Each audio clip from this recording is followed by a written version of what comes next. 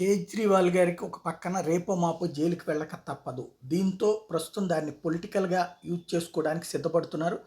Aam Aadmi party అంటే Bharatiya Janata party భయపడిపోతుందని చెప్తున్నారు. పంజాబ్ ప్రభుత్వం ఇటీవల ఒక ప్రైవేట్ కంపెనీ నుంచి థర్మల్ పవర్ ప్లాంట్‌ని కొనుగోలు చేసే సందర్భంగా ఏర్పాటు చేసిన కార్యక్రమంలో మాట్లాడారు. ఆ పాలనలో ఉన్న పంజాబ్‌కి కేంద్రం దాదాపు 8,000 కోట్ల నిధులు నిలిపేసిందని ఆరోపించారు.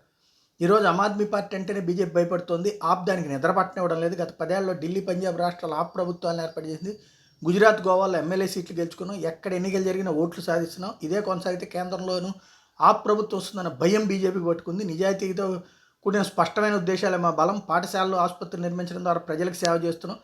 విద్యుత్తు, రోడ్డు సౌకర్యాలు కల్పిస్తున్నాం. బీజేపీ ఏమీ చేయడం లేదు. గత 30 ఏళ్లుగా గుజరాత్లో, 15 ఏళ్లుగా మధ్యప్రదేశ్లో అధికారంలో కొనసాగుతున్నా ఏం చేయలేకపోయారంటూ విమర్శించారు. పాపం మరి ఏం చేయకుండానే అక్కడ ప్రజలు ఎట్ట ఎన్నుకుంటున్నారో తెలియట్లేదు. రెండోది ఏంటంటే అక్కడ అద్భుతమైనటువంటి ఆ మార్పే అక్కడ ప్రజల్లో ప్రయోజనం చేకూర్చింది. ఈయన వచ్చింది మొన్ననే పంజాబ్లో గెలిచింది. అక్కడ పంజాబ్లో పరిస్థితి ఏంటో అందరికీ తెలిసిన నాటకాలు ఆడుతూనే ఉన్నారు.